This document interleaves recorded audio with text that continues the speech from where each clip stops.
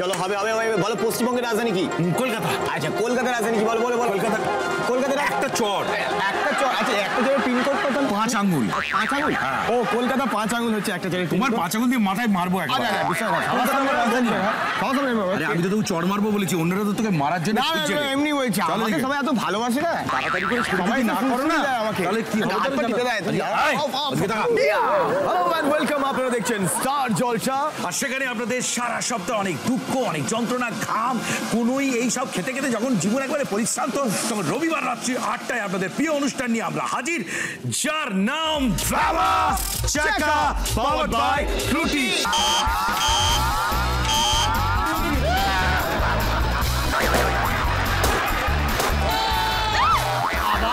আপনি তো আল্লাহতে পড়ে যাচ্ছেন।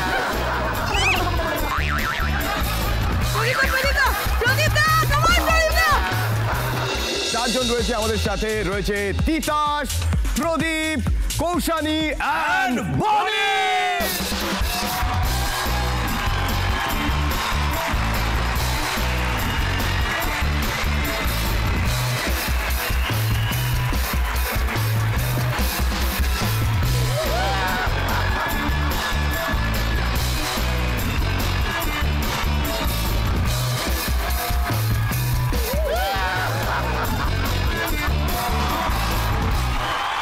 একটা কথা বলে দিই, কেউ ভুল ভাবার কিছু নেই, কৌশানী কিন্তু দাঁড়িয়ে আছে। জি কৌশানী দাঁড়িয়ে আছে। কৌশানীর জন্য একটা মানুষের ব্যবস্থা করেছি আমরা, একটা মানুষের উপর দাঁড়িয়ে আছে। এই যে কাকে বলছিস? নিজেরটা দেখ, নিজেরটা দেখ। আমি হাই হিল পরি আর আমি বেটেন, আমি বাড়ন্ত বাচ্চা। আর সব থেকে হেভি ওয়েট এবং সিনিয়র এখানে প্রদীপ দা। প্রদীপ দা তোমার ওজন কত?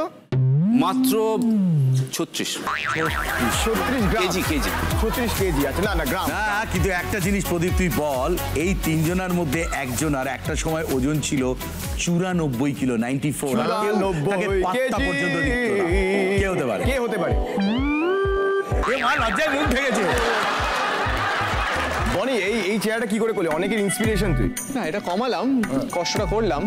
আমাদের একজন স্যার আছেন মিস্টার চক্রবর্তী, রাজ চক্রবর্তী, উনি একদিন এসে বললেন যে এই যে তুমি একটা বিশাল মোটা চেহারা তোমার, এটা নিয়ে তো তুমি হতে পারবে না, তো একটা কাজ করো, তুমি একটু রোগা হও ফার্স্টে। আচ্ছা ঠিক আছে রোগা হবো, কত হবো? বললো টিংটিঙে হও। আমি ওকে হয়ে যাবো। হতে হতে এমন টিংটিঙে হয়ে গেলাম, মানে তখন আর কেউ চিনতে পারতো না। বিশ্বাস করো বনি, তুমি আগের থেকে অনেক শার্প হয়েছো, যেটা মোটা মাথা থাকলেও কিন্তু হিরো হওয়া যায় না। এখানে এমন একজন আছে যে নাকি খাওয়ার রান্নায় অনেক রকম এক্সপেরিমেন্ট করে, সে এক্সপেরিমেন্ট করতে গিয়ে নিজে না যত জলে